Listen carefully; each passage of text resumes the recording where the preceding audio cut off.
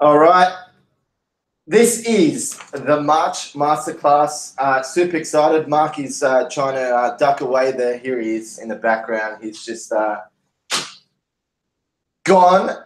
So, super excited about the Masterclass because it is an area that I'm super passionate about and one of the most important areas within your LinkedIn campaign, and that is writing, promoting, and distributing quality content to build up that trust, to build up that community, and to then turn that community into meetings, sales opportunities, business opportunities, etc. So super pumped, and a big part of doing that is obviously getting very clear on your personal brand and making sure that you know exactly what you stand for, the type of brand you want to develop out in the marketplace, and building a brand that actually connects with your audience, which is super important because otherwise it would just be all about you, and it won't be about the end consumer. So for those who are new, welcome. If this is your first masterclass or watching the recording, usually the way we sort of set these masterclasses up is based on the feedback that we get from members. So members will send us emails through the support line and will tell us some of the, I guess, pressing challenges or the areas that they would like to develop more. So, and then what we do is we go and actually put a presentation or a session like this so we can dive deeper beyond the online program. So everything you need to know is literally there, step by step. And now we just want to go a little bit deeper into the topics to help you flush some of them out. Now, the cool thing about a lot of our masterclass sessions and even the quarterly events, which are physical, everything is all about implementation because you've got all the education. Now it's about implementing it so you can obviously launch more campaigns and start to build that influence. So what we're going to be doing today is we're going to be going through two documents. First document is building your personal brand, and then the second document is developing your content ideas. So Michelle would have already sent that through on an email. So make sure that you've got both of those documents ready because we've got the walkers in, Michelle and Mark Walker, and we're going to go through a live example of how to develop Michelle's personal brand and then how to use that personal brand to develop content ideas. So you need to make sure those two documents are printed. And as we're going through this session today, you simply start answering the questions yourself as well. And the beauty of doing live examples is that it's usually a lot better when you see someone else coming up with answers to the questions rather than that'll spark some ideas for yourself. So make sure you've got building your personal brand and developing your content ideas ready. And you'll have to download it in order, because it's an editable PDF. So you've got to download it and you can start literally typing away at it. So unless you've got it printed, obviously you can put some notes in there. Now, once this session's done, you'll take the information from your personal brand, these two documents, and then there's another document inside the online program. It's called Status Update Step-by-Step Guide. So literally, you pull the content ideas out from today's session, whether you're watching this live or the recording, and you put it into the Status Update Step-by-Step Guide, and literally you'll have your content flushed out, you'll have your status updates ready, and you'll be good to go as of next week, literally sharing status updates. And now that the pod's open within the Facebook group, obviously reach out to us. We'll send you the guideline. And once you've gone through the guideline, you can start being part of that initiative. So, and then at the end, we've already received quite a few questions, but I'm sure there'll be a ton that'll come up. So we'll go through a Q&A at the end. But before we do that, we always go through a series of things. That's updates on our end, members' achievements, and then obviously what we've achieved over the past month. So some updates. LinkedIn Engagement Pod is now in the Facebook group. instead of a LinkedIn group. So we made that decision based on the feedback we got from members, and also just looking at how to best manage it so we're all sharing content that is worthy of sharing, first and foremost, worthy of promoting to our network, which is super critical. And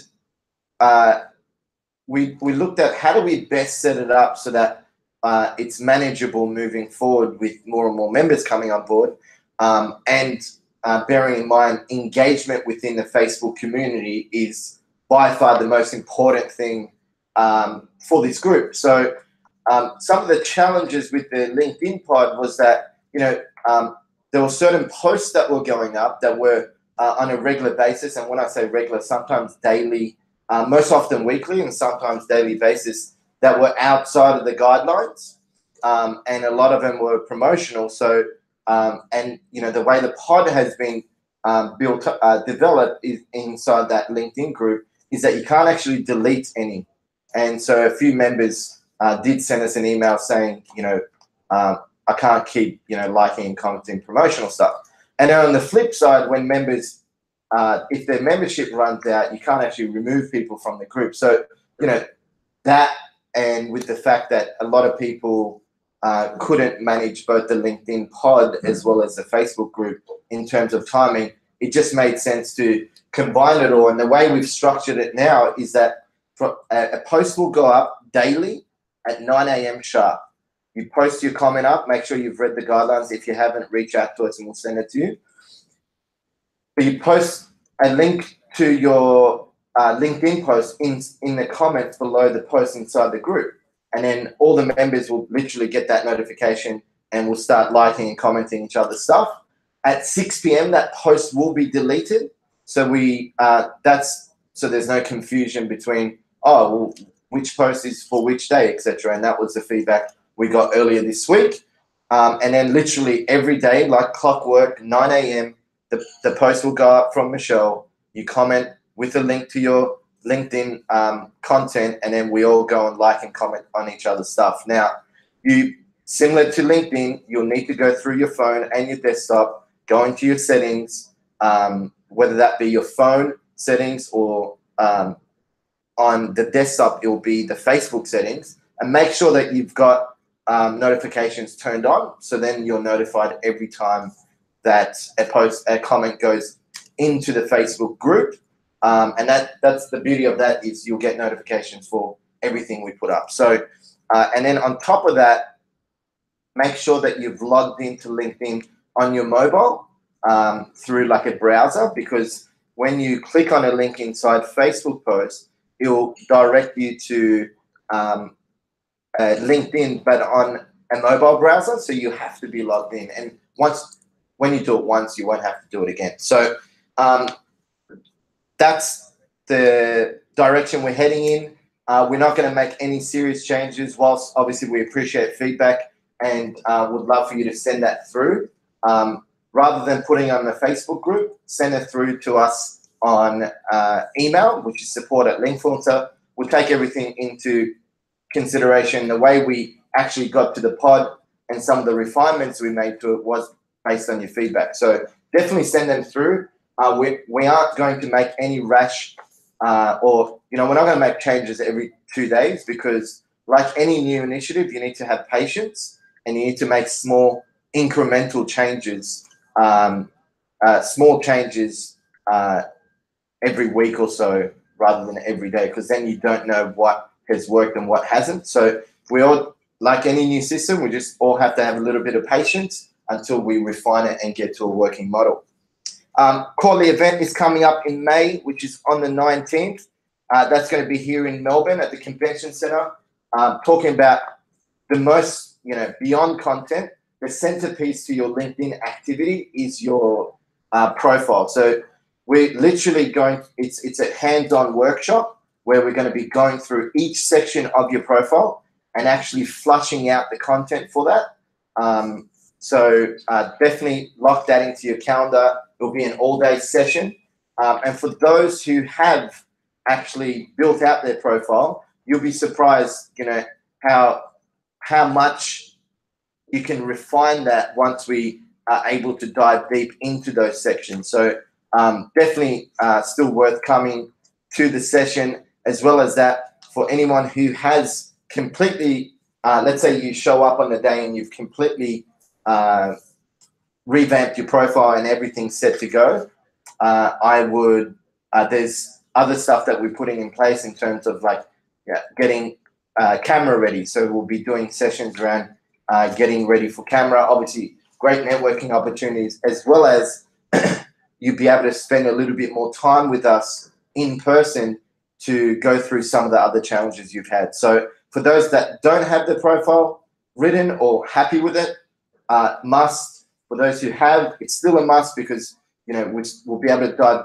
deeper into the sections of your profile and some of the other areas that you're finding quite challenging at the moment on LinkedIn. So 19th of May, make sure you lock that in. Obviously, with Easter coming up, our office is closed as of tomorrow, and then we're back on Tuesday morning. So the pod won't be open, office won't be open, and therefore the pod won't be open for the Friday and the Monday. What else? In terms of the good news is we're getting more and more emails and phone calls as part of the support line, which is really what the goal, our mission is, to support you every step of the way. That's why we put the support structure in place, so you can get all your answers, questions answered, blast through any challenges, and avoid any mistakes. So definitely use that more and more, and make sure to direct all support emails to, all support inquiries to support@linkfluencer.com, or the mobile phone number that we gave you upon enrollment. And you should be able to, any details you need around your membership, you just have to go to linkfluencer.com/influencers, and all the details will be there. And it's a structured way for us to get that feedback back to you in a timely fashion. So a few times I've received messenger notifications. I don't, other than this Facebook group, I don't log on to Facebook, neither does Mark. Leaving voicemails aren't that effective. So if you want something quick and sharp in terms of feedback, definitely use the support structure we put in place. Now, members' achievements. So Julie, over the past month, this is a section where we highlight some of the achievements members have had. First of all, Nash won the most engaged member for the quarter. So we have an award, and you'll probably be able to see his post inside the group. He got his first 2 clients off LinkedIn, so congratulations to Nash. I know that you've been working extremely hard at that. Julie landed a client off one of her posts and also did an interview with an influencer in her field. All the opportunities coming from LinkedIn. Jackie keeps getting more and more clients through her funnel, which is awesome. Her conversions are unbelievable, so definitely reach out to her. We helped her build her funnel for her book program. So if you need any advice on, how to take people off LinkedIn and onto a sales funnel, definitely reach out to us, obviously, but she'll be able to give you some real insights in terms of what's working for her, and her conversions are unbelievable. And obviously, if you need a funnel built, have a chat to us. From time to time, we do build out funnels. Ian's starting to get a lot of meetings from his LinkedIn campaigns, especially with joint venture partners. Melissa launched a website. Hitesh landed a 12K client from LinkedIn, which is awesome. And he's getting more and more engagement within his posts. Daniel won his category in the Cool Company Awards for Anthill Magazine. And Shani spoke in front of a massive crowd just last weekend for like an online marketing conference with 200 people. So congratulations to Shani.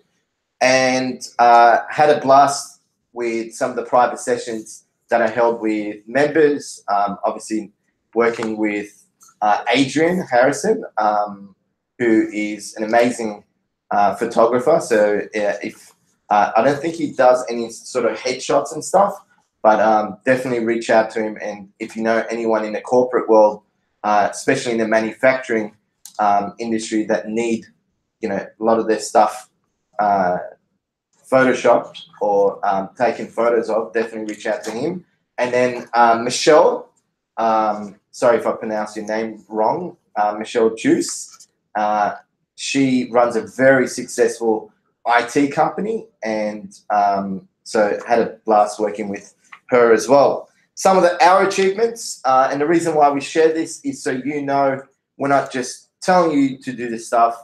We're actually going out there and doing it ourselves and getting results from it, and then sharing those learnings with you. So we're finalists in the Top 100 Cool Company Awards again, 2 years running. Our content, we shot some episodes for Virgin, and so in the coming months, it's going to be in the in-flight entertainment, which is awesome. Ran a strategy on LinkedIn that got us over 100 downloads for our digital guide, which we'll share in the next masterclass. So actually now that's gone up to 160 downloads. What else? I've been averaging 250K reach over the past few months, and then landed a few speaking engagements and podcast interviews. So we're out there, marching along with you. So definitely reach out to us if you want to know how we're, obviously achieving some of those results, especially with the reach. It's literally following the steps in the online program, step by step. So LinkedIn updates. Before we go into content, some updates you need to know in and around LinkedIn.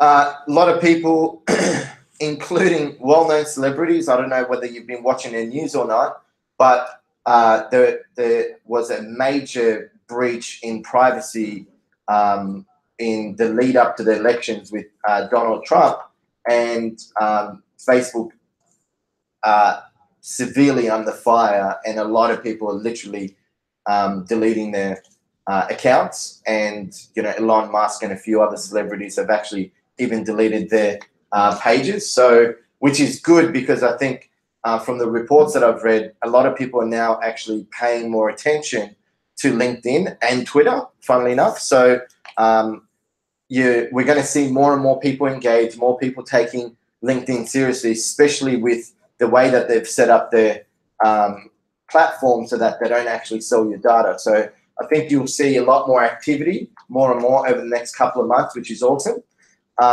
And just overall, I see the news feed just getting better and better every single month in terms of some of the changes LinkedIn are making. Another thing I've noticed is that LinkedIn's giving more attention to text and video posts.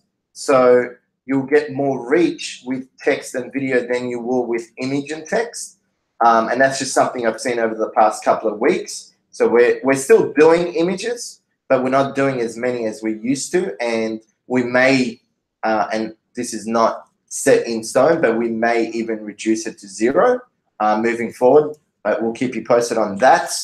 And the good thing, a couple of months ago, about 6 to 9 months ago, when text posts used to go to second and third degree connections, more so than your first degree connections, and that's now all changed.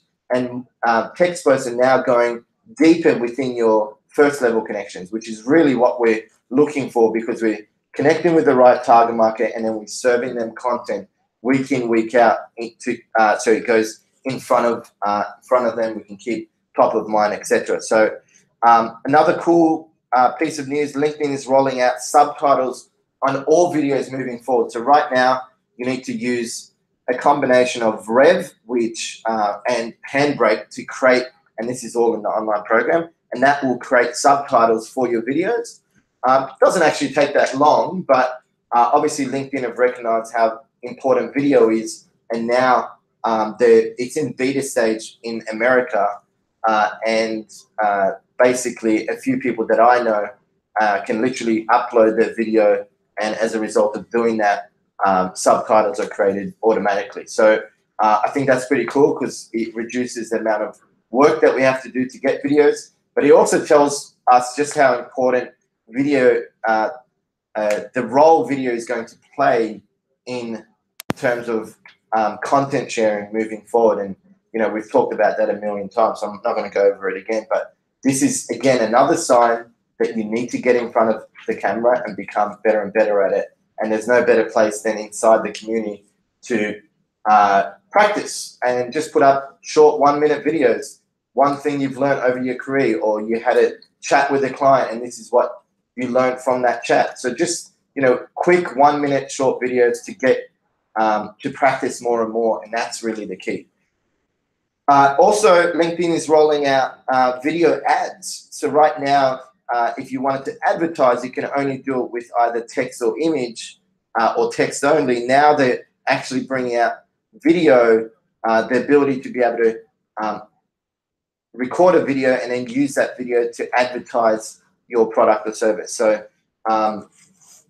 that's, again, another sign in terms of where it's all heading. Now, another thing I've learned is that the more comments you get, the more comments you get in your post, obviously the more reach you get, because comments are worth a lot more than likes, and then shares are worth a lot more than a comment.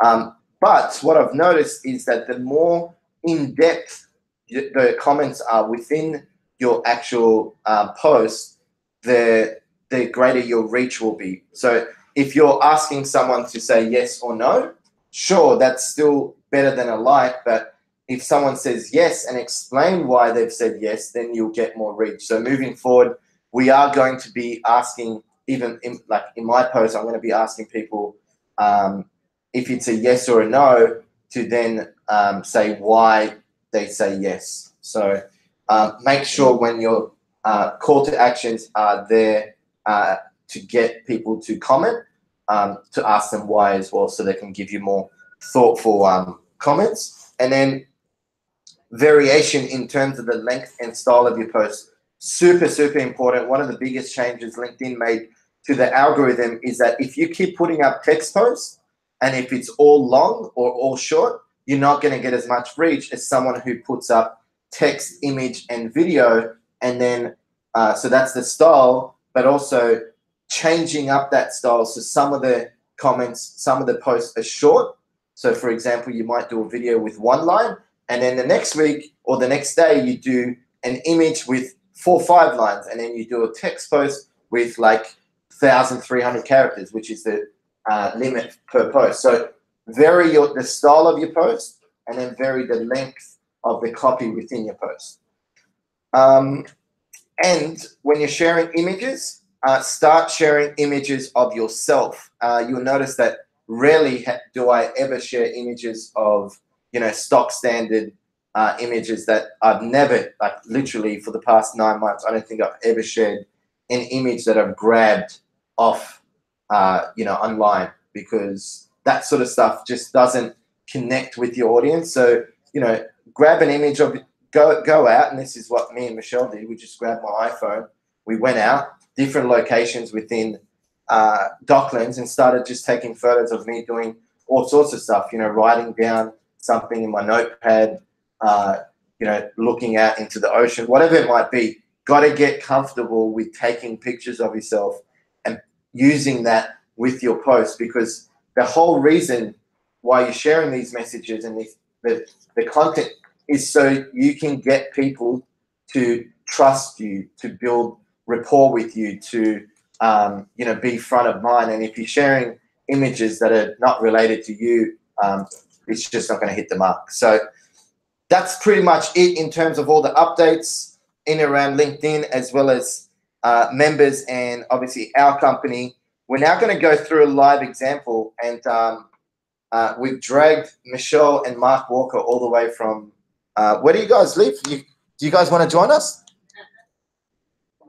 Come on, Mark. Where are you guys based out of? Peninsula. Peninsula. So we're very grateful to have Mark and Michelle here, all the way from Morning Peninsula, is it?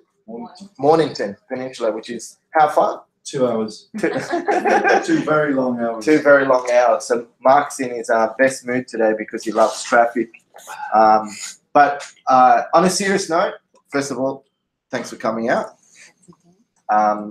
So just a little bit about Michelle and Mark before we sort of go into the live example. Now, Michelle and Mark run DEC. We're now working together through our mentoring program. Two very high passionate entrepreneurs who have been in the industry for how long now? 19? Well, in this business, yeah, nearly 20 years, but in the IT, 21 years. So close to 21 years in the industry, and anytime someone spends that amount of time in the industry, tells me that they're super passionate about what they do and their clients, and obviously making change in the industry. So we've been working heavily together on really disrupting the industry, because it's been very stagnant, and lots of change needs to be disrupted due to several things, which we'll cover today.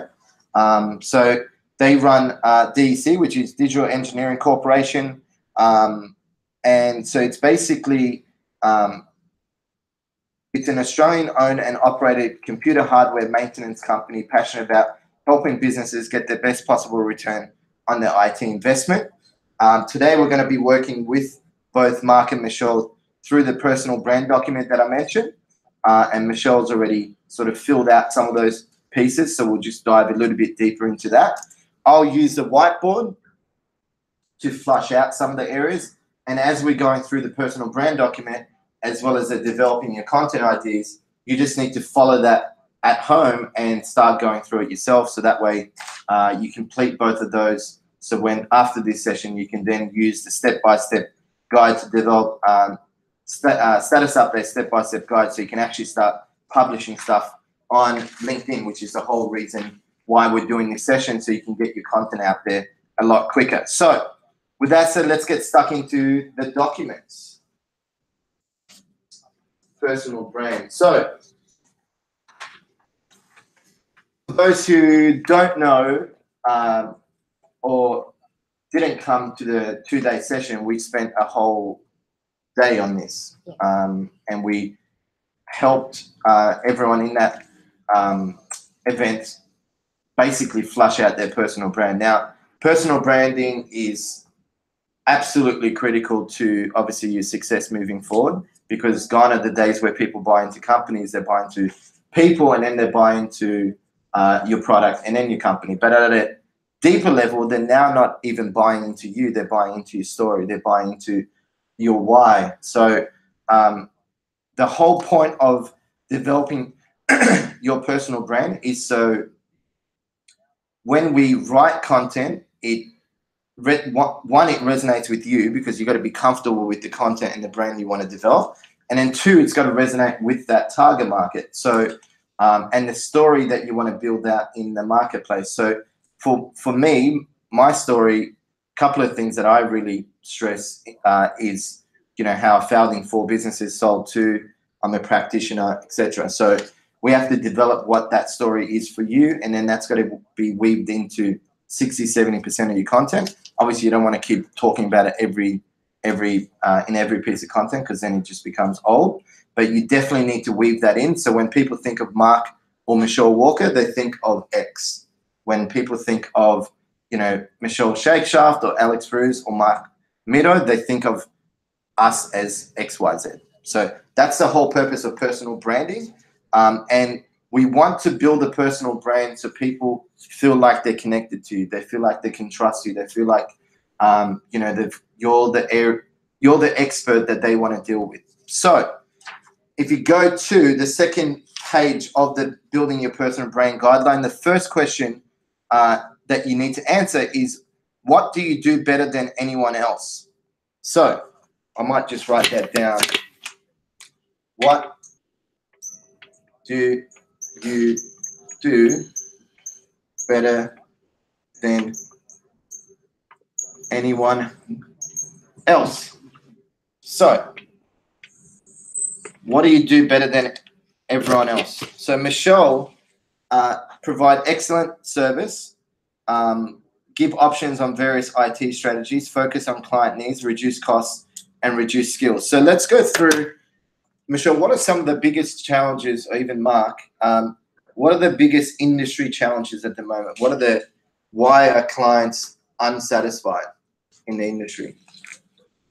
Well, one of the reasons is that the advice you're getting is skewed towards the vendor. Yeah. You know? So it's the agenda is around who's trying to flog them something rather than what the business needs.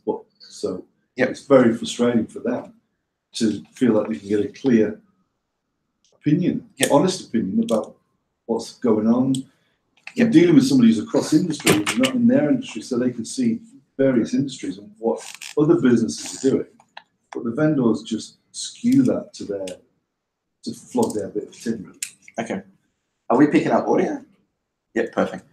So what's happening in this industry at the moment, and it's happening across many industries, is that it's primed for disruption. And the reason for that is because similar to, the accounting industry, for too long, accountants have traditionally just done your tax returns, and they haven't proactively gone out there and given you advice on how you can actually better structure your company, how you can, rather than me asking my accountant, I'm fortunate to have a pretty good accountant, I don't go and ask him how to reduce my tax to zero. He just goes out there and says, okay, your tax is 40 grand. Here's the stuff you need to do to reduce it to 0 or 10. And if you do that, here is what you have to pay personally in order to do that. Whereas traditionally you have to go and tell them, oh, can you get it to 0? What can we do? So that's been disrupted. And then gone are the days where people are happy about paying lawyers by the minute. There's a lot of talk about that. And what's happening in Mark and Michelle's industry, the IT space, is that the CFOs, the CIOs and CEOs, first of all, that they all have different agendas. And then what's happening is the clients that the contracts that they've been signed up to, they've been told what they need, which is not necessarily what they actually need. And then they keep getting sold stuff that they don't need, but because they're not educated to know what they need, they just keep getting sold into long-term contracts. And there's no transparency within the industry. So do you guys want to tell us a little bit about the transparency and why that's lacking in the market? Well, again, it comes back to individual agendas as to who's talking to the client.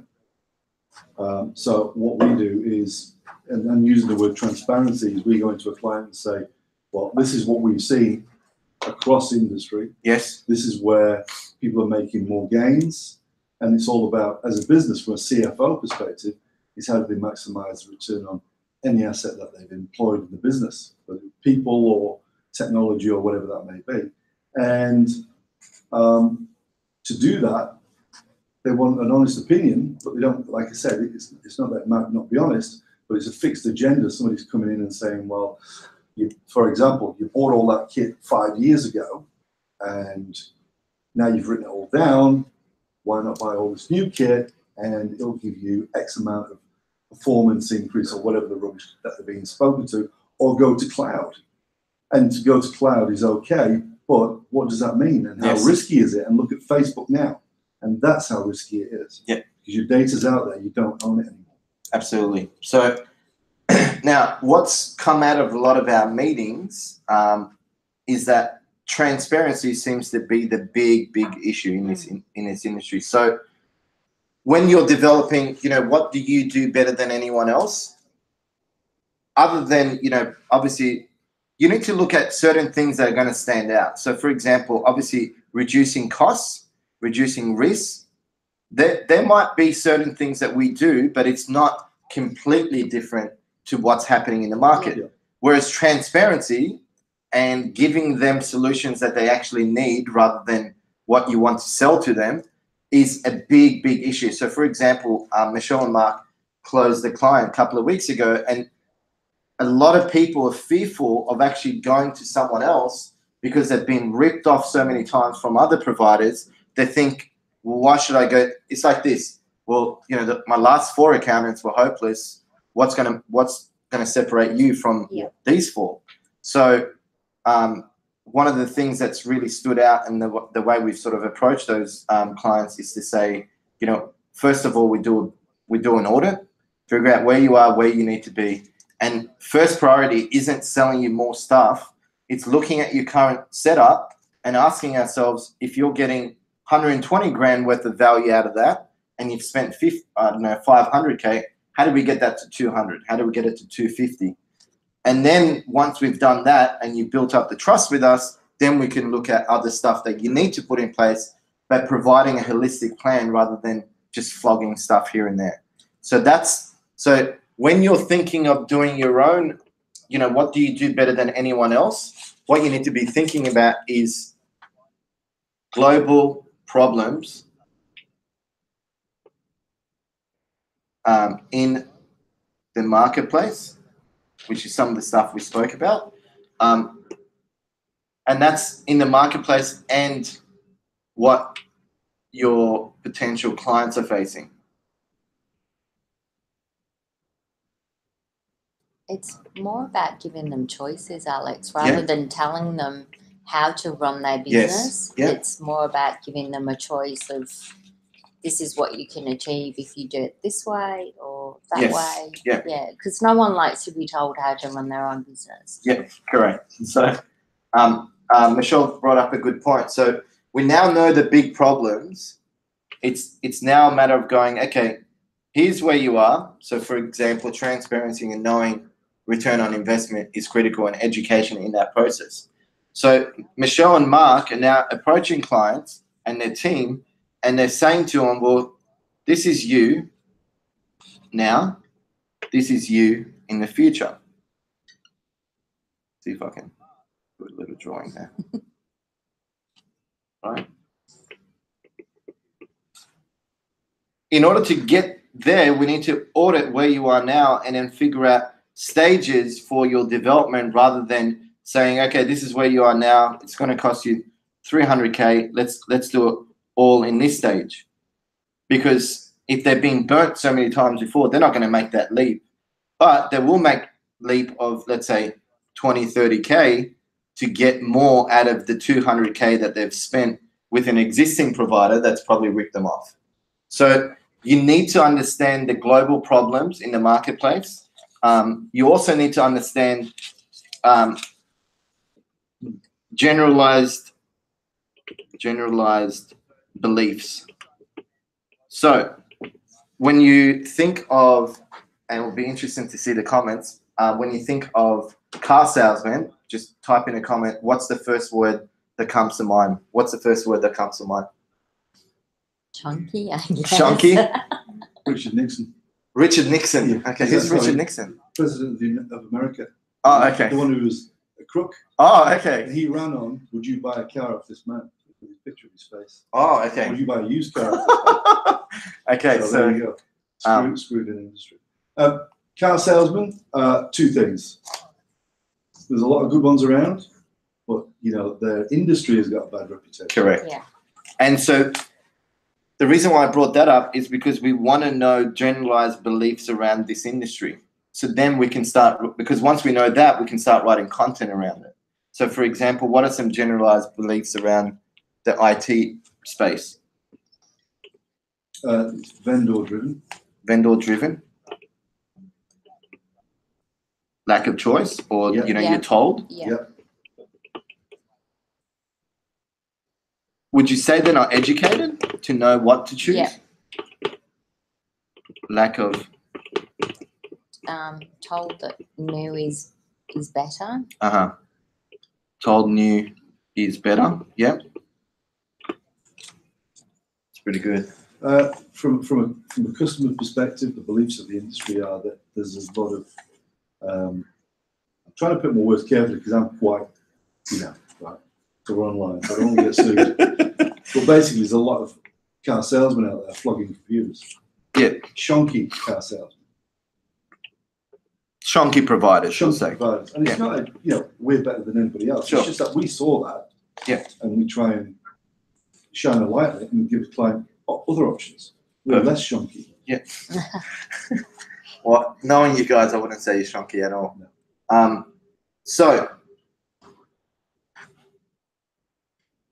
when you think about what you do better than everyone else, you have to dive deeper other than, the traditional stuff will come up, like, we provide a better process, better service, but that stuff doesn't stand out. And if we start putting that stuff in content, it's just, we're going to sound like, we're competing with other people. Whereas what we want to do is this whole process is about changing and transforming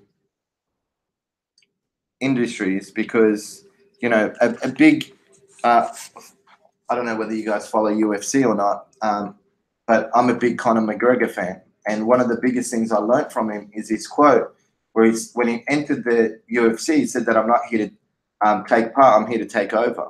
So, and I think that's the mentality that I've developed in this industry. Your whole goal with your content is to show that you're going out there and you're being the voice for change, not, oh yeah, we do this better than other, you know, we provide a better service or better results. And whilst that's important, I think this is the most important. So unless you get to a point where your content is around how you're changing and transforming industries, then it's just not going to cut through. So the way we do that is, you know, we talk a lot about being a practitioner than an educator, because in our space, there's millions of LinkedIn trainers, and we've trained most of them. And actually, like, it's funny, every week we get 2 online program sales of LinkedIn trainers who have paid for our stuff, and we have to refund them. So we go out there and talk about being a practitioner, not an educator, and that's the big problem at the moment. Someone reads a book, oh yeah, Facebook just died.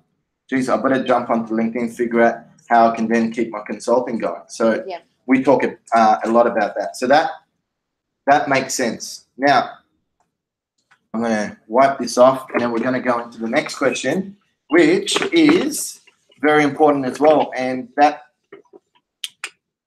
so now we know, first questions address how we're going to transform our industry, and then we're going to lead out with content around that. Next question is, what are your top values and guiding principles?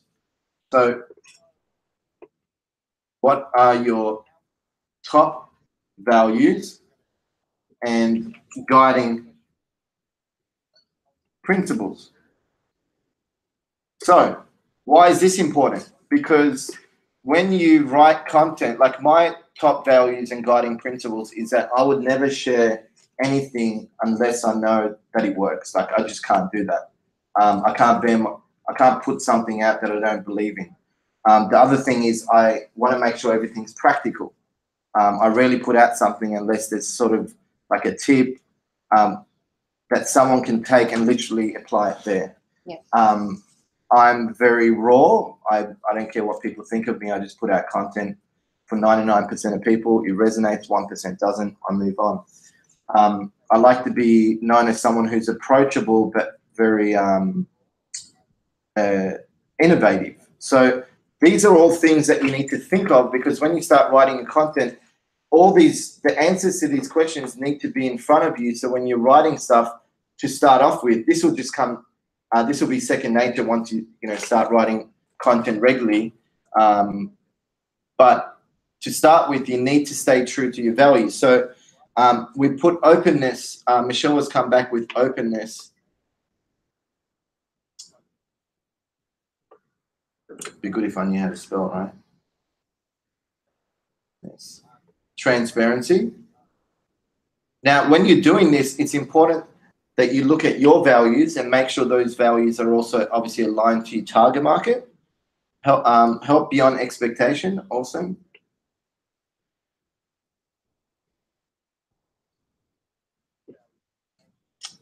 Loyalty and flexibility. Now, let's dive a little bit deeper into it. How do you want to be perceived for your content? Do you want your content to be, groundbreaking? Do you want your content to be inspirational? Do you want it to be practical? What, from a content perspective, because these are good values in terms of who you are, but in terms of the values you want people to see in your content, what would those be? Well, I guess transparency would be probably the top one. Mm-hmm.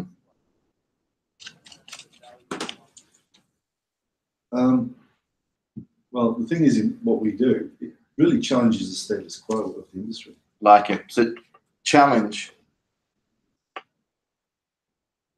challenge people's thoughts. Yeah. Perfect.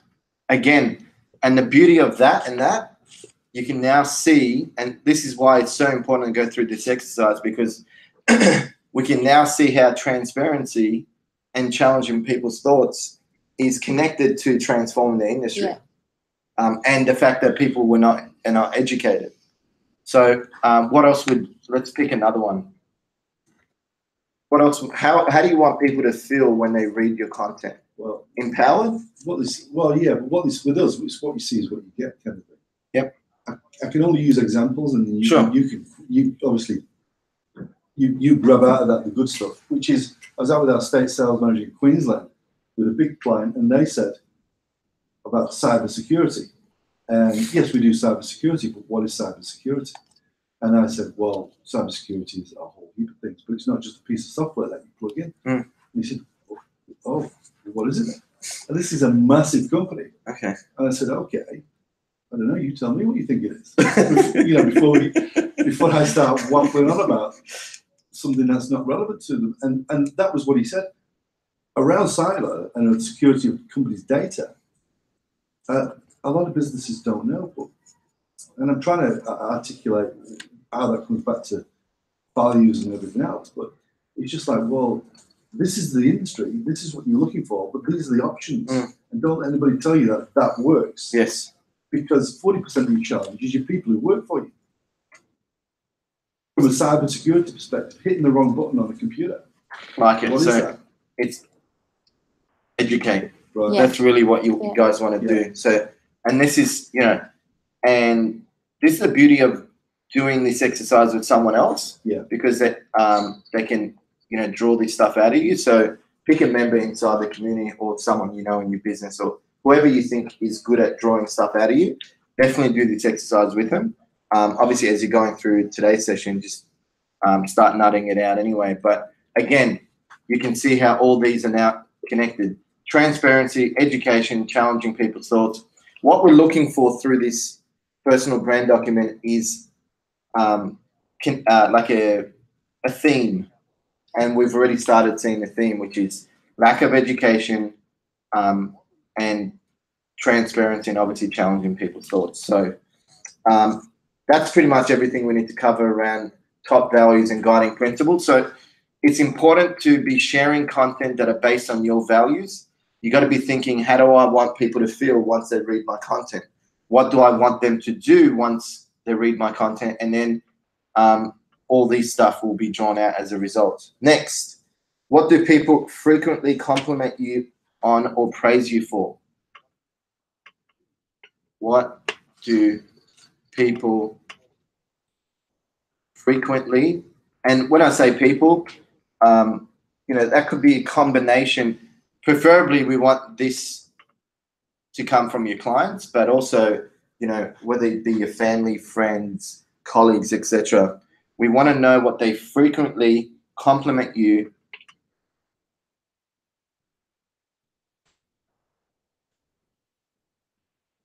or praise you for.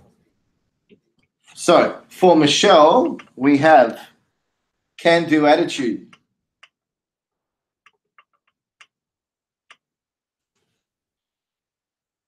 flexibility, lack of bureaucracy,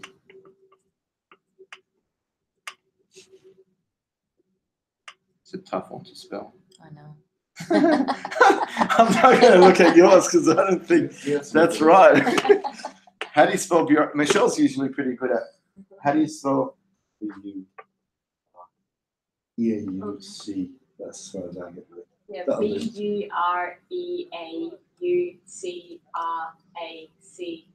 Oh. Yeah, that's a big one. And that's why we hate bureaucracy, because it's even hard to spell The it. word is bureaucracy. They make it hard even with the word. That's a sign. What else do they compliment you on, Michelle? Can-do attitude, flexibility. Probably one of the ones up there. We will go beyond the duty of call. Yeah. Beyond the duty of call. What else? What do you compliment Michelle on usually? A guy said to us the other day that I'm not sure how this will come across, but I'm sure you'll find the words for it. Yeah. But just to cut through the bullshit of Okay. what is really out there and what their options are. So what do we put that on the? We put that on the openness, really. Yeah. Yeah. So again, you can see how these are now all connected because can-do attitude. Beyond the duty of call, flexibility, and then where was it? Lack of. I had something in my mind. It was lack of bureaucracy. So that's connected to that because you're flexible. You're not just stagnant and going through the process like everyone else does. Yeah. Can-do attitude. I think definitely relates to also being flexible because you're going in there to get the job done, figuring out how to do it rather than being set in stone for one particular strategy. What else? Like, I might give you guys a few things that people say about me. So I'm nice but firm. So I'm nice to a certain degree, and then it hits tipping point, and I'm firm about something. I'm easy to relate to. I'm quite inspiring. What else what about you guys? I get compliments about Michelle all the time. What compliments do you give Michelle? Oh, lots. Okay, let's pick one or two. Oh, how underrated she is within our industry. Okay. That's a positive, though. Sure. How super smart she is. And we're saying on the way down here about so many different opportunities in the week. You get so busy, and I have to write. I'm a bit of a bimbo, right? So I have to write stuff down. So I noticed Michelle's something. I go, wow. I have to write it down so I can remember. Because was that busy. Sure. So later I can say, when you whatever. That was awesome. So that's one of the things I make sure I try and do. Not because I have to, yes, I do. But just so you remember. Just so I remember, and it's important. That's part of what we get praised for. Is giving credibility where it's due. Yep.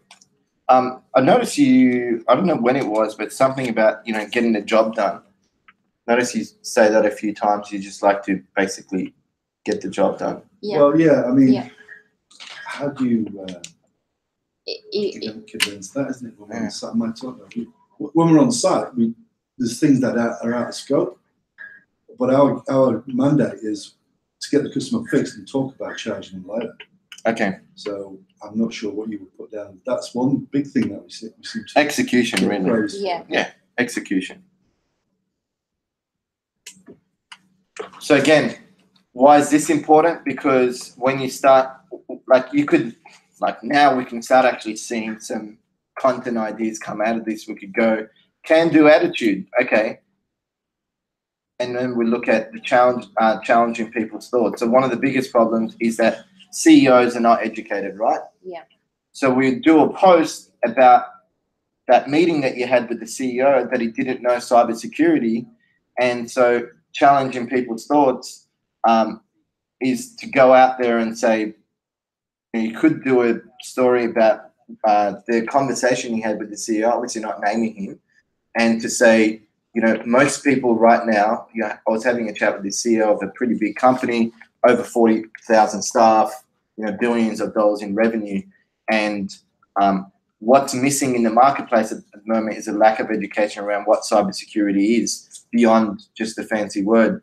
So if you're out there and you're not quite sure what cybersecurity actually means, here's my top 3 tips or whatever that might be. So now you've got all these are designed to help you share content that's targeted, relevant, and builds your brand, but also one that connects with your audience. So that's the importance. And I want to throw this in. It was around the conversation of Facebook as well. It's very recent. Okay. And it was, look at what's happened with Facebook, right? And now and we were talking about around cyber and cloud, shifting all that rubbish to the cloud. And I said, cloud is the same as Facebook. It's just that Facebook is now come out that all your private data is being sold and passed around. The next thing is cloud. The security of the stuff that's on the cloud is your problem, not the people who are giving you the cloud solution. Yeah. Whatever anybody says. So that's how it's going to now wash into the corporate world, and the corporate world are going to go, well, what do we do? Yes. So it's going to come. So another thing that came out of what Mark was mentioning is misconceptions of what, this could be another story. Misconceptions of, over the past 20 years, we've spoken to hundreds of CEOs. Here's 3 misconceptions about cybersecurity. And then boom, you just do the 3 and then you post it. Yeah. And so putting your target market in mind, you go, okay, CEO reads that, would that be valuable? Yeah, because you know that they're the challenges that they're facing. So it's so easy to come up with content ideas. The most important bit is just flushing this out. What else? What type of impact do you want to make in your industry? So again, related to the first, what you do better than anyone else, but this is where you got to get into the heart of exactly what impact you want to make. And honestly, I've said this a couple of times, but if you don't currently believe you're the best in the industry, you should actually leave the industry and do something else, because if you don't believe you're the best, why should someone else believe you? And that's what we lead out with. When I first started Linkfluencer, which I had a brochure, at that point, I believed I was the best in the industry. So you have to lead out with that, and then you got to think, okay, what would the best company in the industry do? How would they conduct themselves? What content would they put out there? Would they go and compete against everyone else? Or like Apple, would they go and just build amazing products and people just follow them? Yeah. The thing I love about Apple's motto is that they don't speak to the client to see what they want. They actually develop products based on, they know their clients so well that they know what product they need to develop. So we need to go in with content with the view that we're the best in the industry, we're the voice of the industry, and what we say is basically mantra. You follow that, rather than, oh, I hope people value my content, or I hope people enjoy it. That's not the right mindset to go into. And the way to get to that is going very high level. So what impact do you want to make in your industry? So let's go through that. What impact do you want to make in your industry? So Michelle has written, to be known as the company that keeps vendors honest around costs, and also how we show businesses various ways to reduce costs and risk, because it fits in with our feelings around justice. So tell me a little bit about that, and I'll talk about what the impact we want to make in our industry. He's the one. He's the justice man. I personally have a big sense of when you see like the bully in the playground, the injustice. Yeah. You see it. You see it on videos of kids getting chased and videoed and beaten up and all that. It just the Victorian government just ripping the people off. It was on TV last night. For 400 grand, and it's illegal. Yet if somebody did that with their Centrelink, they'd be in prison. But why isn't Daniel Andrews in prison? And I'm saying that actually online, and that really gets to me. Okay. And it's not because love it. Evangelistic or holier than thou or anything else. It's a matter of, you see that in our industry, and it just gets on. It just makes it sick. Yeah. I think the thing is, if you keep going as you are and you don't say anything, nothing's going to change. Exactly. Yeah. It will still be the same. Yep. Okay, cybersecurity again.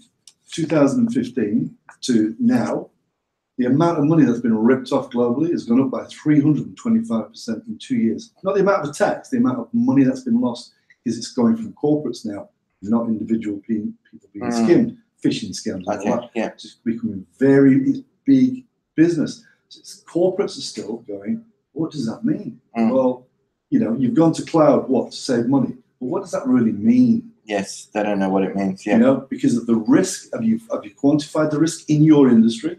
Who's been hacked in your industry, and what did it cost them? So that here's some information on that.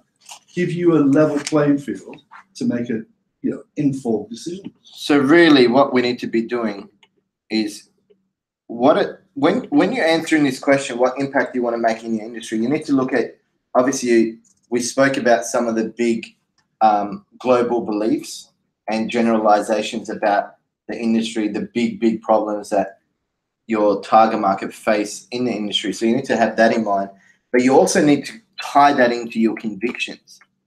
So big conviction for you guys is injustice, right? So that plays into your content because you want to make things right. When you speak about that, you come across very passionate about it.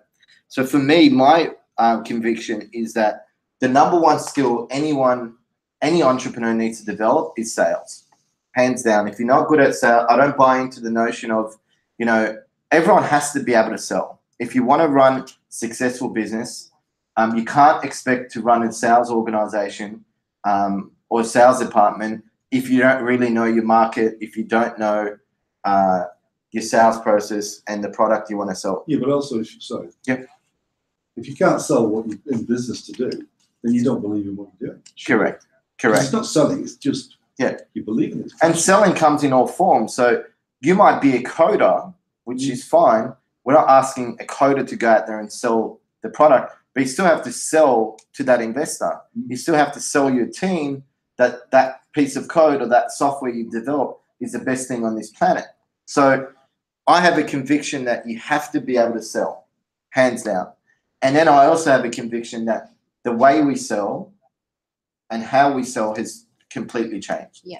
Gone are the days where I don't even know whether people still use Yellow Pages still exist. That's a good question. Yeah. It does. It does. What do people use it for if they're too short and they can't see when they're driving? Yeah. Chop the door open. Yeah. Something like that. So I have a massive conviction that it's not whether or not you need to be on LinkedIn. This is it. If you're not on LinkedIn or on social media, let's say your target market isn't B2B and it's, 16 to 20-year-old teenagers. Instagram's it. Yeah. It's not the traditional stuff that worked 20 years ago. Still very expensive. So they're my convictions. I have another conviction that if you're not a practitioner in your industry, and this doesn't apply to every industry, but if you're not a practitioner, like, you should actually leave because you're doing everyone an injustice. I have another conviction, which is the core reason of why I do what I do. And a lot of people ask, why do you work 7 days? One, I love it. Two, I want to make a difference. So every business that I ran has to make a difference to someone. If not, I just can't sell it. So you got to look at your convictions. You got to look at the beliefs, and then you got to tie that into the impact you want to make in your industry. So, for example, injustice. So how do we now fuel that belief into our content? How do we fuel it into the impact we want to make?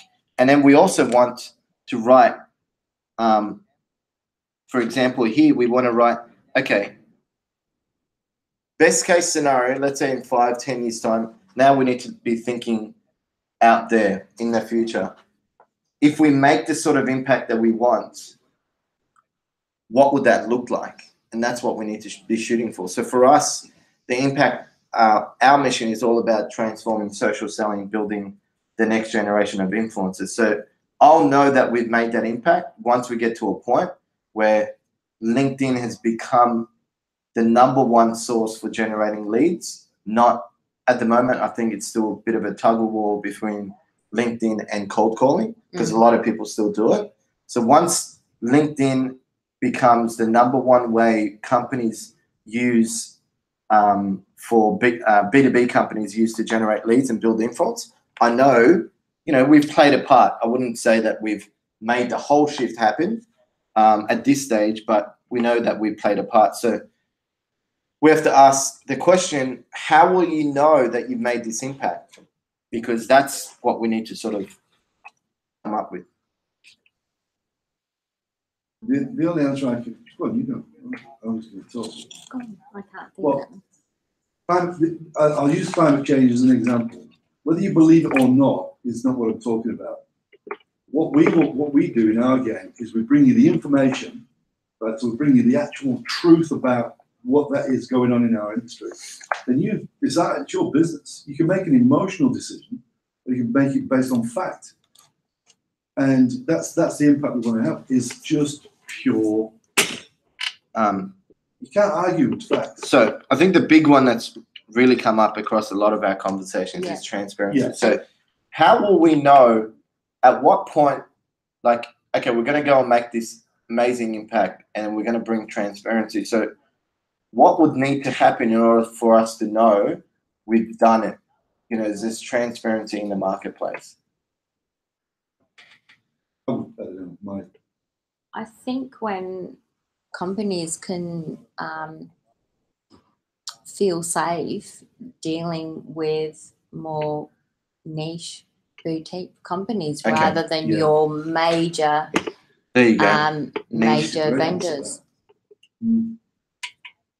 How do you spell boutique? BOUTIQUE. You can't even spell you right. Anyway, it doesn't matter how you spell it. Maybe that's why my handwriting's always been bad, because you just get through it. Yeah. Niche boutique industry. So that's a good one. So we'll know that we'll know that we've made the impact that we set out to in our industry once companies start going to boutique. Once these organizations go to boutique companies. Once the vendors lose grip on the control of the industry. Yes.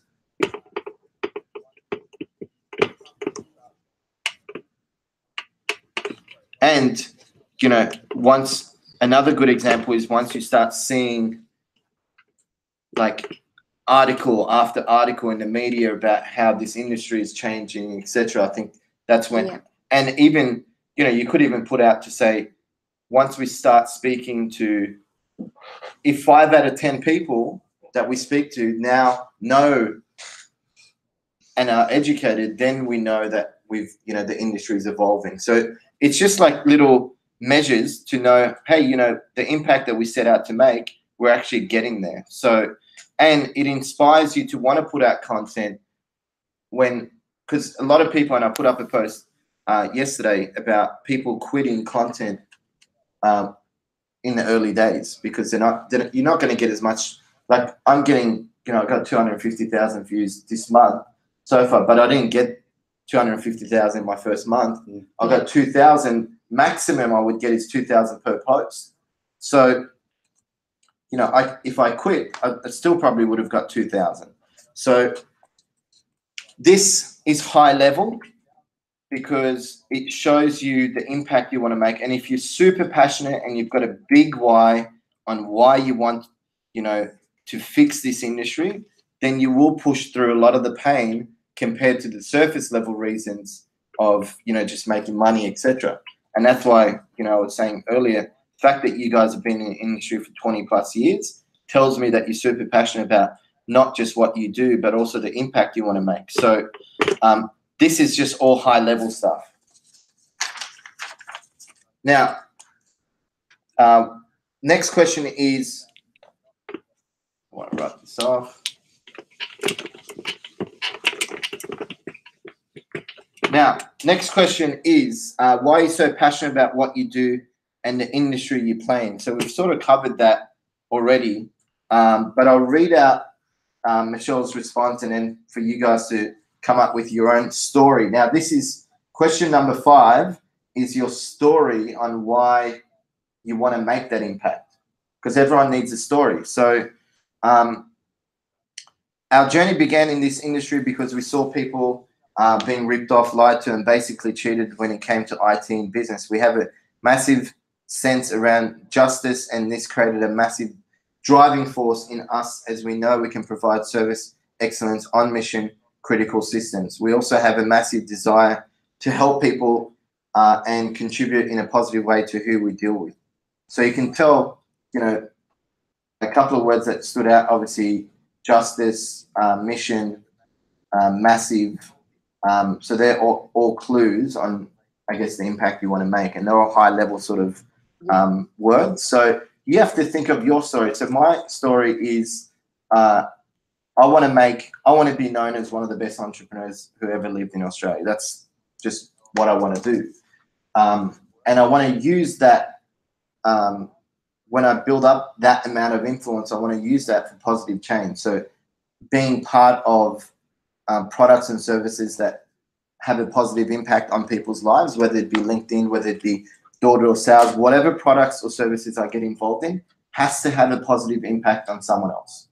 And that's just what I'd love to do. And then I want to use my influence to make a positive change to kids off the street and teach them how to become entrepreneurs. So that's my conviction, and that conviction and that story gets blended into my content. So you need to come up with your story and your why on what you want to get out of being an entrepreneur, and then how that relates to your industry. So 2 things to think about when you're doing this. Not really going to talk about it here because we've gone through it.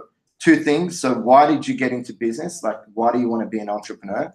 And the impact you want to make as an entrepreneur. And then 2, why this industry? Why do you want to, as an entrepreneur, what propels you to want to make a change? How will you be remembered in your industry? And again, probably don't need to go through this on the whiteboard, because through the last, what have we gone through, 5 questions, there'll be one thing that really stands out. And I think the thing that's stood out across multiple conversations we've had, and even this session, and most of you probably know this answer already, is transparency. So what are the big problems? Okay, transparency. Why do you want to make impact? Because we want to bring transparency to the industry.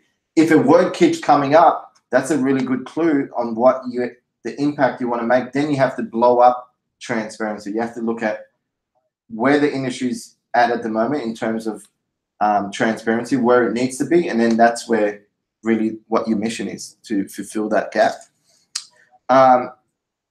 This is a good one. Oh, aggressive. I wouldn't have picked that. If your name popped up in the conversation, what would people say about you? So if you're, whoops, this is gone. Finito. If you're, by the way, if anyone ever knows good, can you send us an email? Like, how many times I've gone through these texters, I can't find anything that's just real good, and it doesn't run out after our session. So definitely let us know. Oh, here we go. We've got another half an hour here. If your name popped up in conversation, what would people say about you?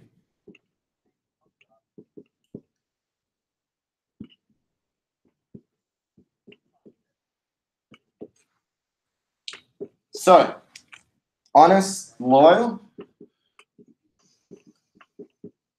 What else would people say, Mark? Smart. Smart.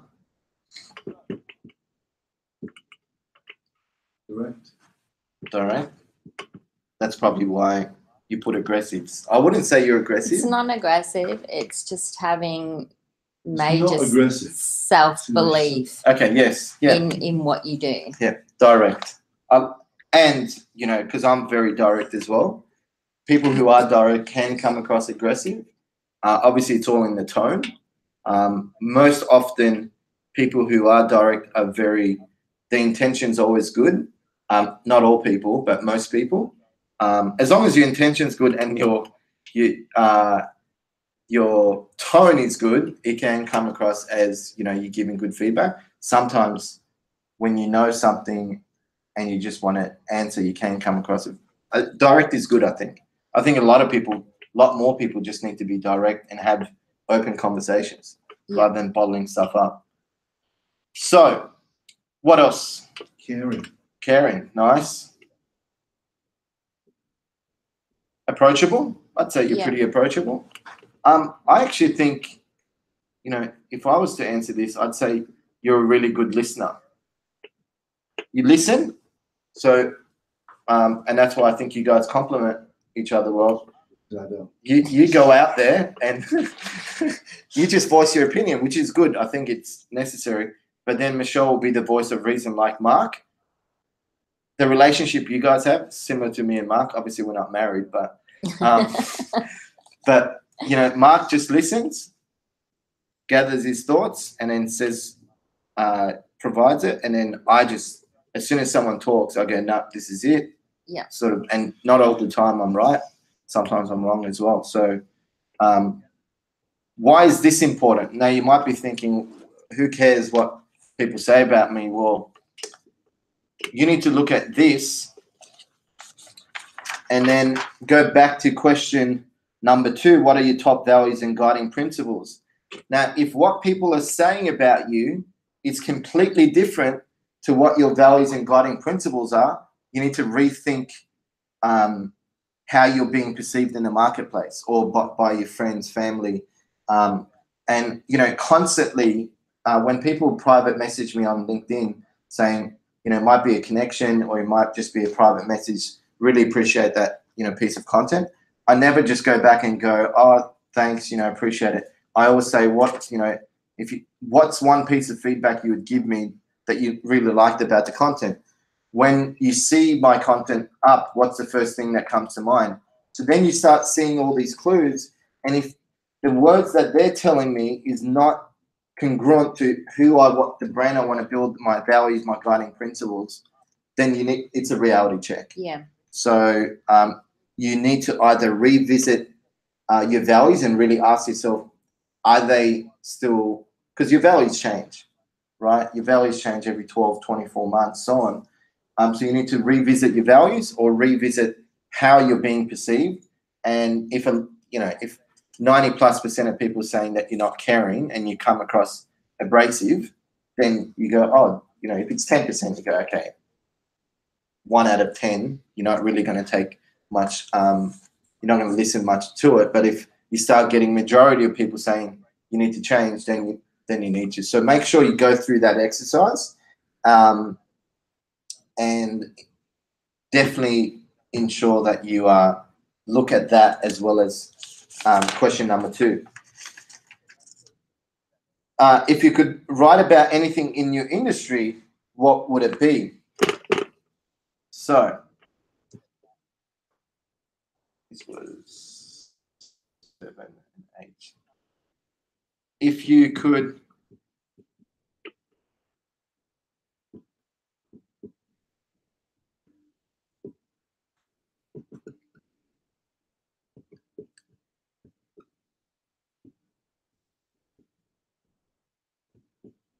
gets worse and worse as it heads down that path.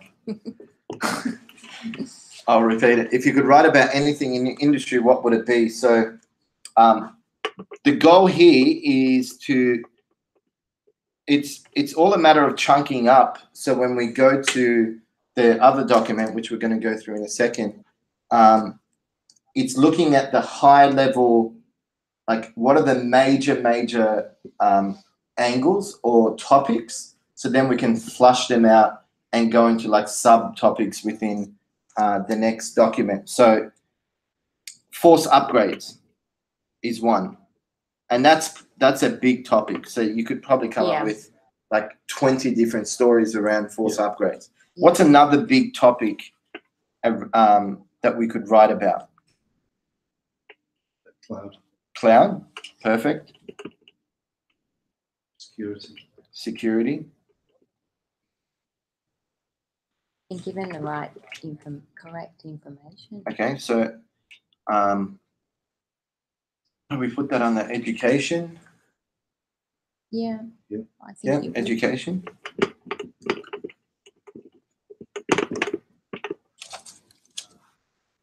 Let's go for one more. So cloud, what's a big topic that has like, you know, stories that we could write about? I think bigger is not always better, as in size of company. People sometimes think, oh, because you've got 400 or 500 employees rather than someone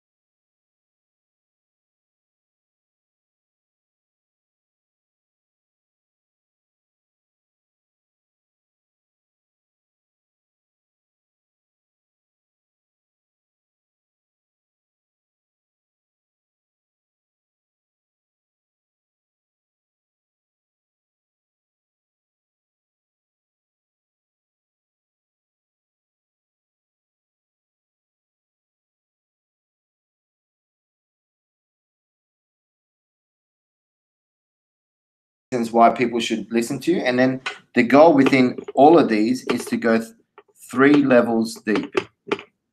And this is a thing I learned when I did neuro-linguistic programming course, which I'd highly recommend. Basically, to get to the core of any area that you want to have impact in your life, you ask yourself a question: why should people listen to me? And you go, okay, because I'm transforming the industry.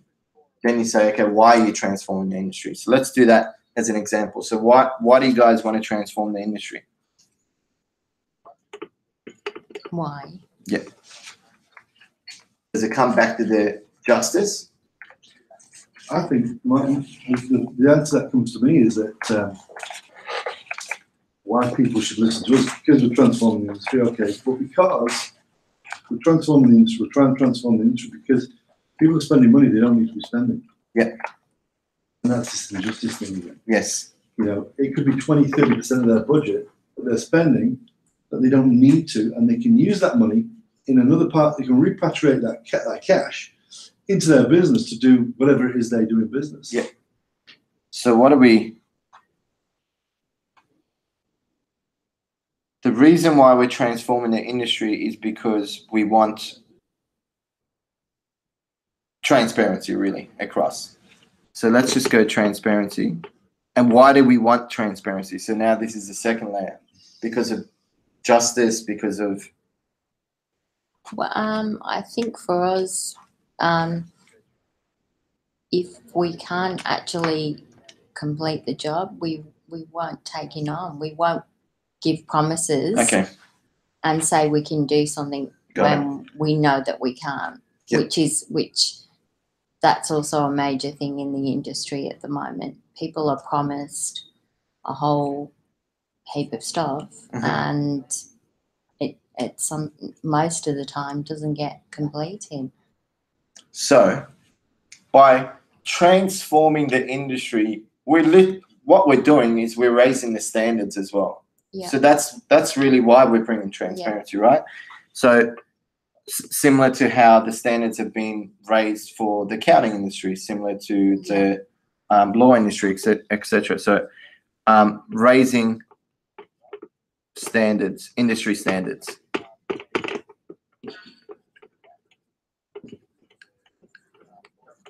That's horrible. Why is raising industry standards? So now this is like a 3rd level. Why is that important? It comes back to giving people choices, I think, again. There you go. So that's it. So people should listen to you because you want to transform. You're the one going out there, leading from the front, transforming the industry. And the reason why you're doing that, because you want to bring transparency, and transparency is that will then help raise the industry standards and give people choice. So really, why people should listen to you is because you give people choice. And it's a fact-based transparency. Yes. So everything, like I said earlier, about based on facts. Cyber, going up 300%. It's just a fact. Yeah. So transparency based on facts. Now, when you're developing your content, it's a matter of going out there and not saying, like, I've never let out and said, oh yeah, we transformed the industry. It's just talking as if you are. So here's 3 ways that I see, and you start using words like this. Here's 3 things that I see transforming the IT industry as we know it.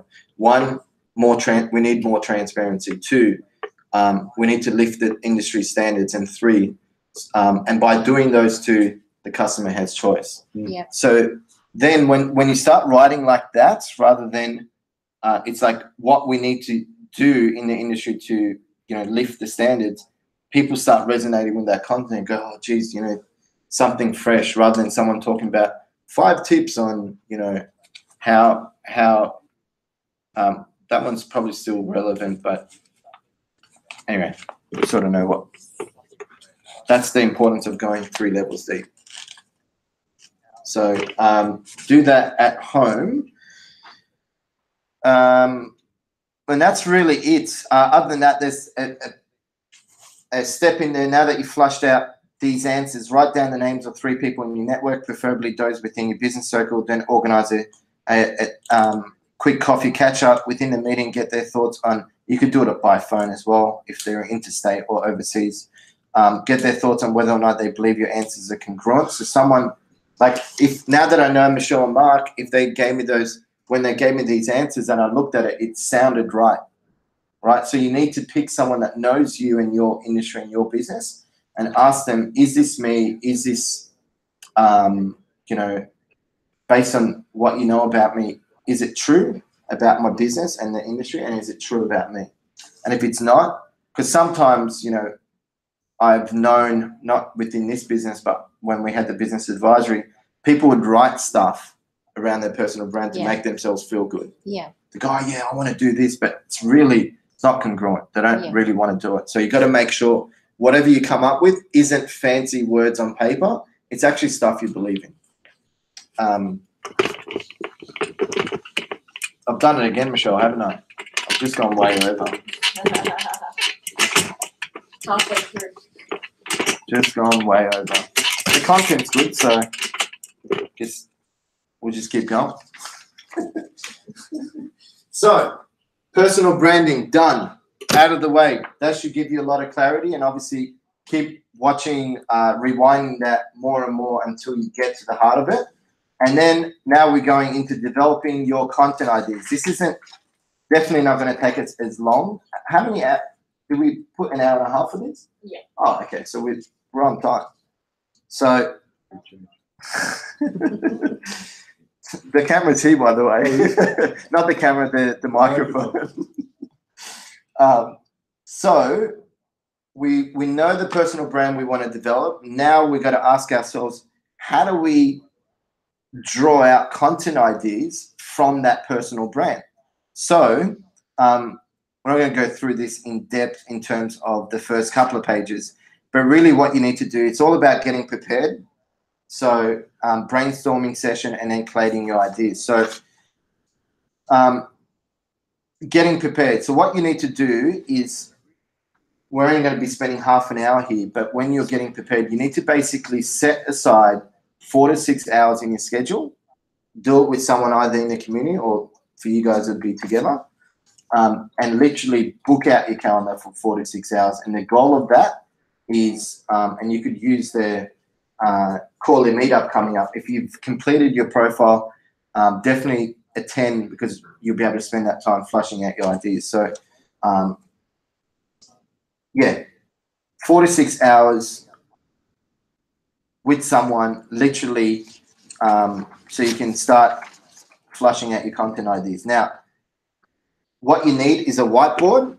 We've got a flip chart as well.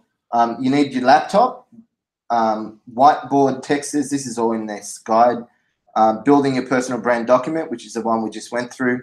Notepad, pen, and internet connection. You turn off social media, inbox, Slack, Asana, whatever you use where you get a notification, you need to switch off. Literally, the only thing you need internet for is research, which we're going to go through in a second. 4 to 6 hours, you lock yourself away, and then you ask yourself, okay, how many pieces of content am I going to share? So let's say Mark and Michelle are going to be sharing 3 pieces of content. In 6 hours, you could easily come up with 6 months worth of content, which is 3 times 4, 12 times 6, 72.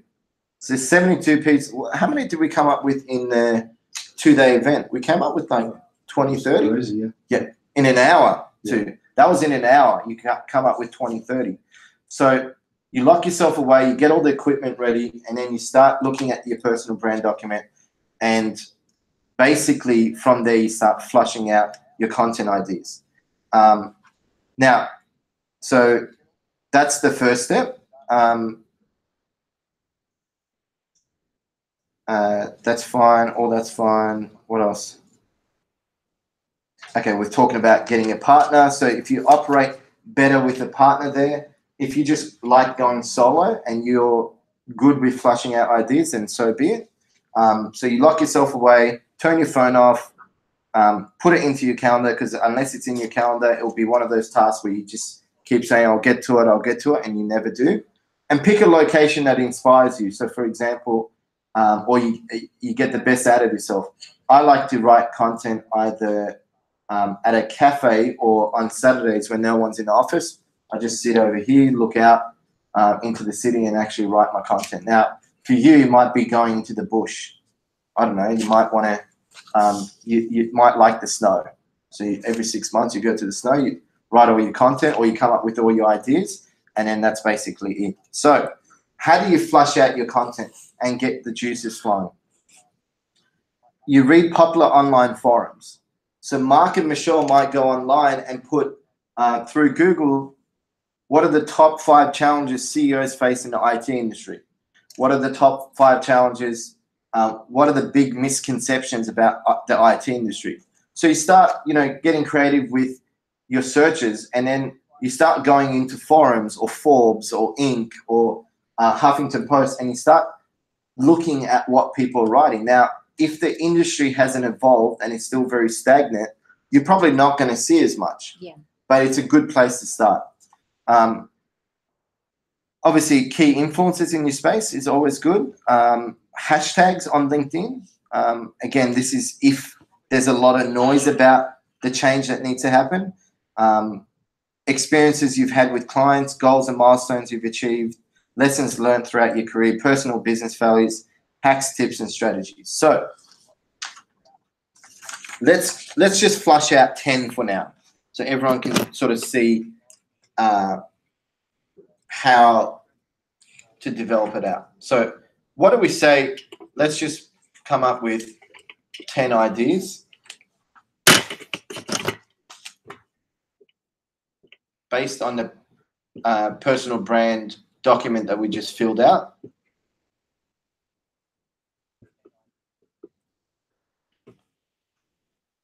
So one example is when you spoke with that CEO who had no understanding of cybersecurity.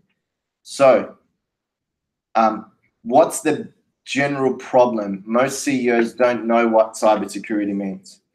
Basically. To their business, Well, I think, because it nobody means does.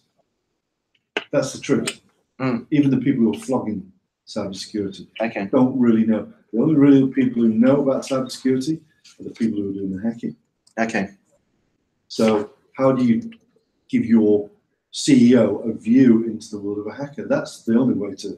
There you go. So how do you know when you're like, what a good one would be, what I think would get really good traction is like, how do you know when you're ready to be hacked? Like not ready to be hacked, but like, how do you know that you're not safe from hackers, right? And then writing a story about that. I think that'd get, how to best prepare. And the way I usually do it, it's not a how-to, it's more like write a story.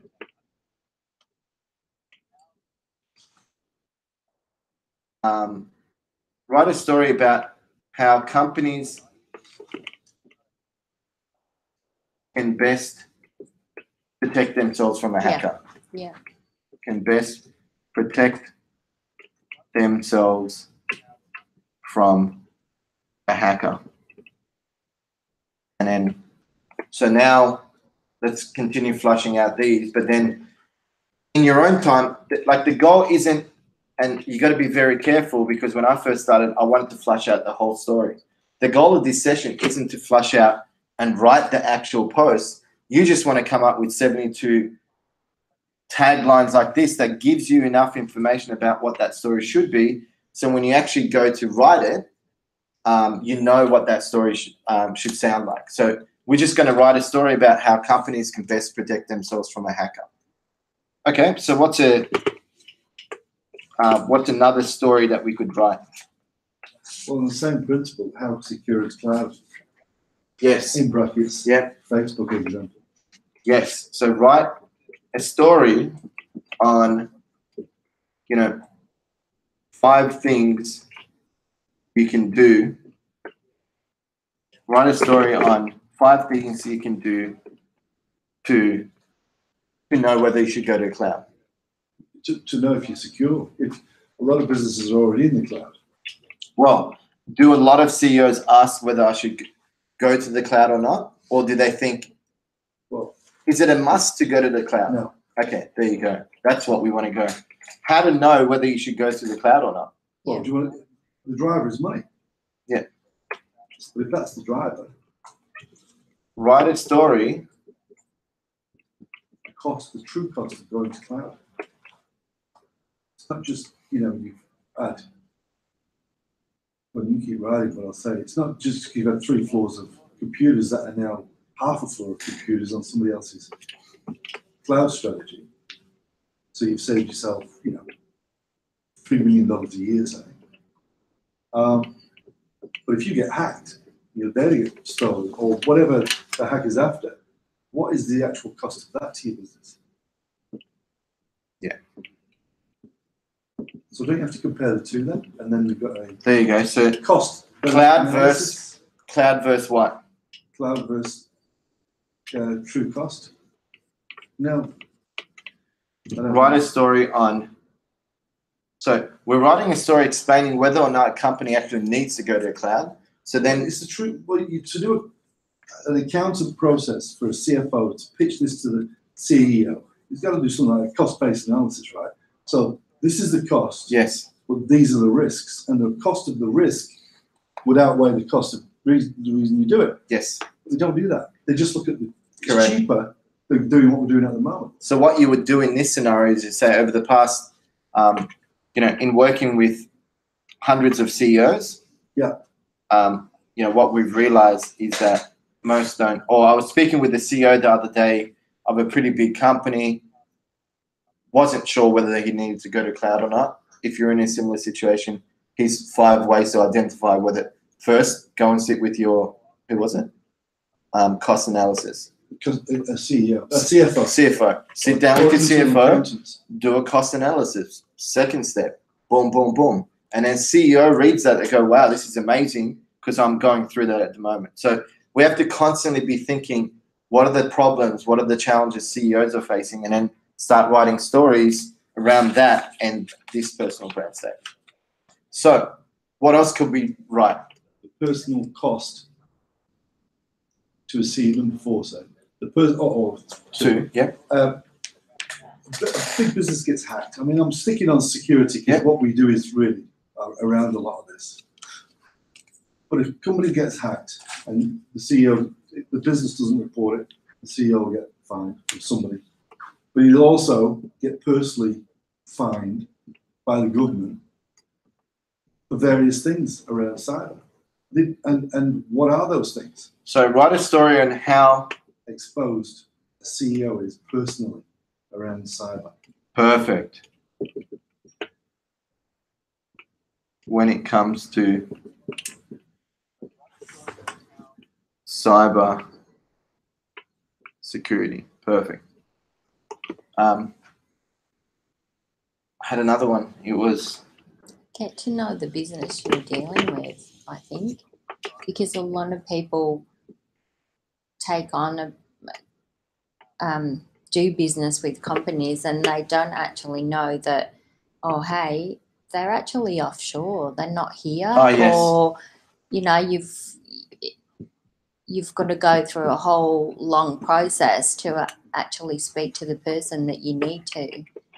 So get to know. okay. So write a story on why it's important, on how to identify who is the right fit for you to work with when it comes to your IT services. On who is the right fit. On who to pick when selecting the right IT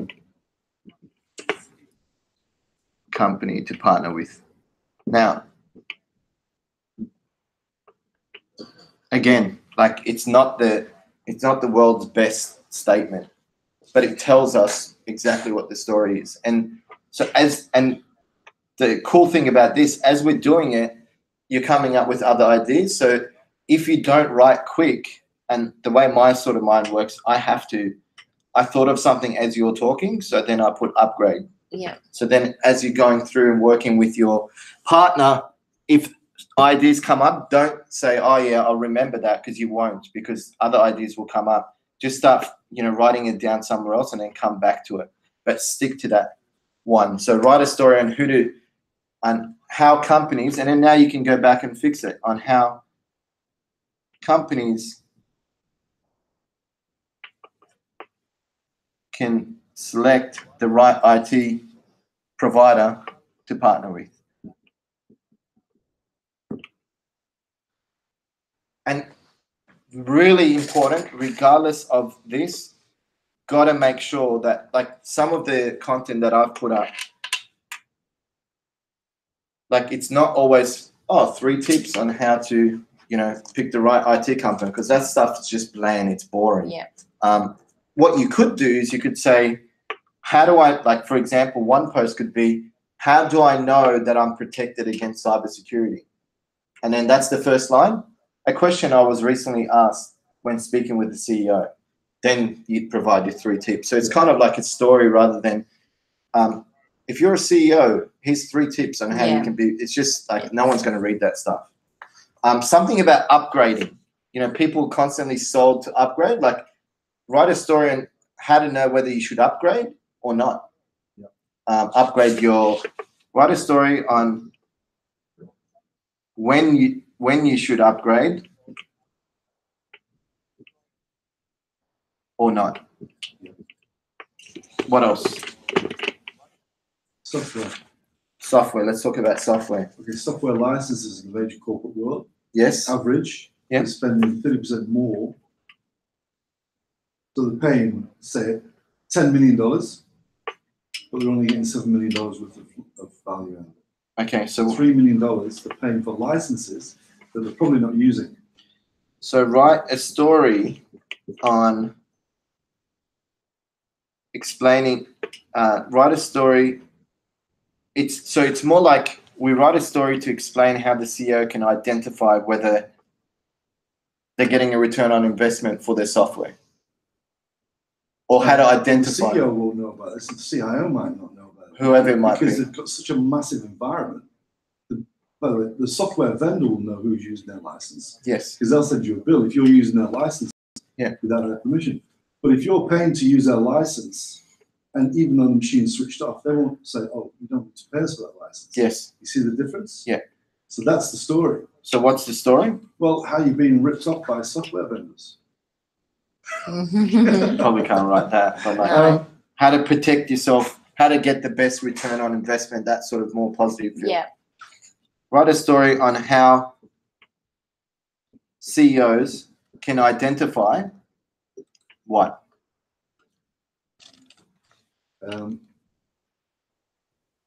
Whether they're getting a return on investment on their software purchase.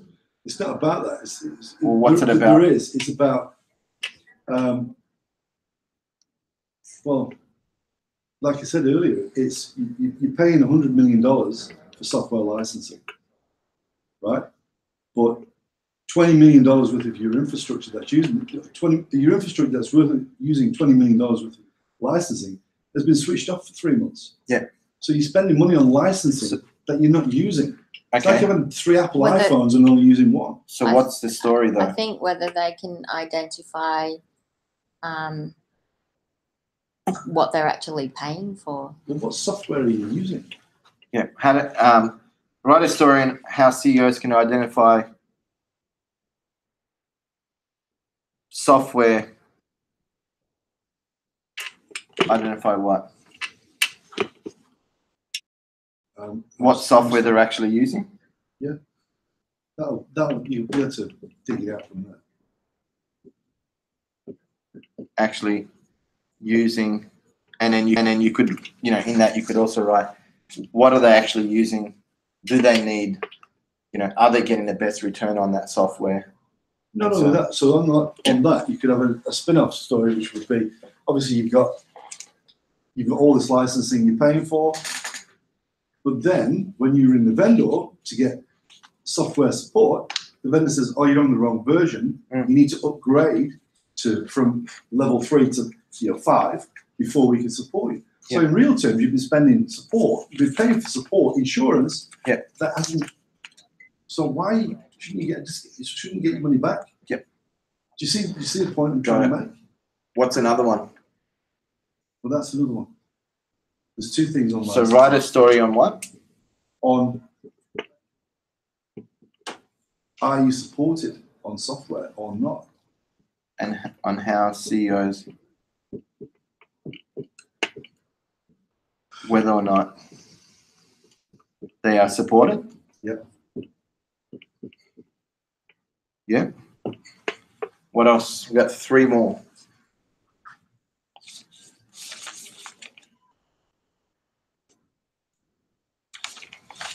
Okay. What about holistic approach? We talked about knowing the gaps. Do they know where they're at with their IT systems? Like they keep getting sold this stuff, but do they have an understanding of, oh, geez, you know, we're here. We actually need to be here. What's the gap? Yeah. What about something like that? Here's the thing.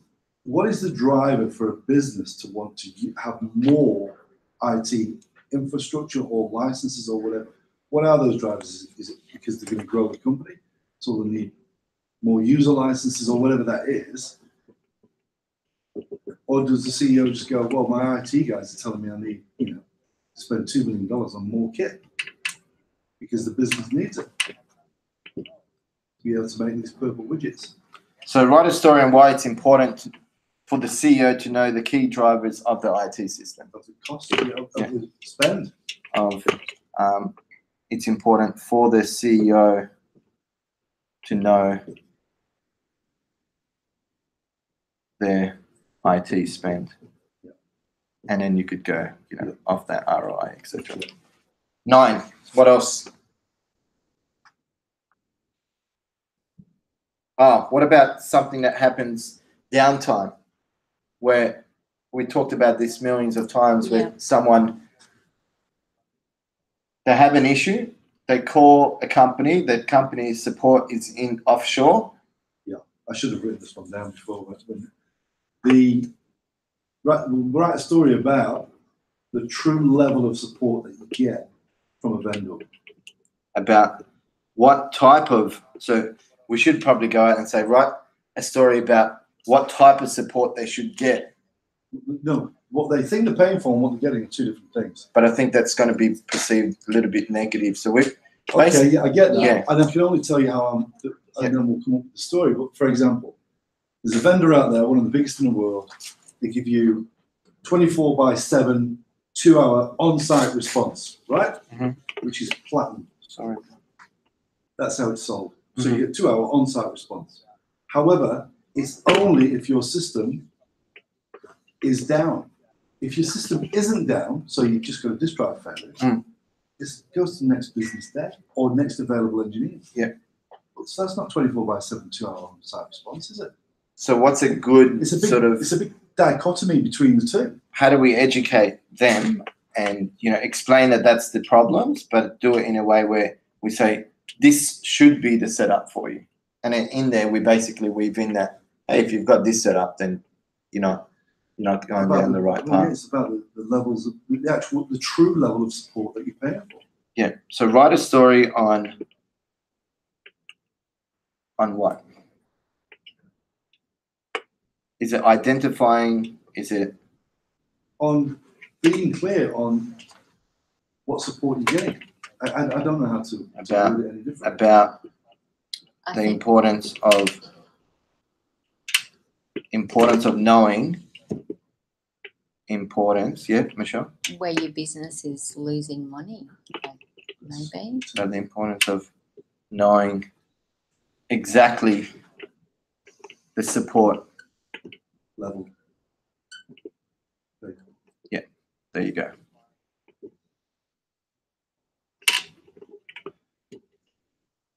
You're paying. Cool. Last but not least. Is that about money? Just knowing where your business is losing money is, I think. Write a story on how to identify whether you're losing money in your IT sort of. Overspending money. Yep. Write a story on who's this for? CFO? Yeah. Write a story. How you can identify. Explain to the CFO how he or she can identify, If their business is overspending. Specifically in IT. Yeah. If their business is overspending, and then we put IT. So literally that took us 20 minutes. We came up with 10 stories, and that's a month's worth. So, and there's whole wide, there's heaps of stuff that we could be talking about here in terms of like how the CFO can talk to the CEO and be on the same page, how the CIO's role affects the CFO, how the CFO's role affects the CEO. Like there's heaps of different stories you can write. We came up with 10. So that's really it. So as you can see, developing your content ideas, the goal is to come up with a whiteboard that looks like that. And then what you do is you collate your ideas. You finish the 4 to 6 hour session. You then go and type this, because whilst it's fresh in your mind, at the end of that session, you get your computer out. We've given you a link to a spreadsheet that we use.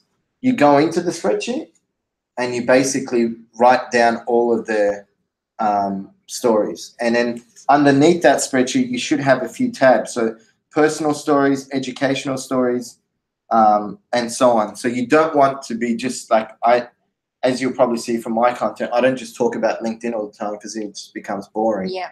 So I talk about personal stories. I put motivational quotes done through video, text, and image. So the goal is to flush out a whole heap of educational stories and a whole heap of personal, enough for 6 months. Then you put it into this spreadsheet. You start writing the first week worth of content. So if it's 3 posts, you write the 3 posts within that session. And by doing that, and then you just green it out in the document so you know not to not to write on the same topic. And that's really it. So basically from there, you now have 6 months worth of content. You rinse and repeat. When you finish this, in 6 months' time, you sit down together again for 4 to 6 hours. You go Blue Mountains, wherever you go, and you develop another 6 months. If you try to do this ad hoc here and there, you're going to be all over the shop. It's not inspiring. I can't do it. You'll double up and say the same things over and over again. And the cool thing about doing, like we flushed out our piece of content earlier this year. No, it was late last year, so October last year. We haven't had to do another session, mainly because we came up with a lot of different angles. But every week, as you're talking to clients or you're speaking to a team member or something else happens, you'll come up with stories and just keep adding it to the spreadsheet. So you might not even need to do another session. So you might just do a session once and that's it. So that's it. Any questions? No questions? It's pretty stock standard. What did you get from that session? Like top 3 lessons learned, Michelle and then Mark? Take your time. Yep. Don't try and rush it. Just sit down and take your time. Mm-hmm.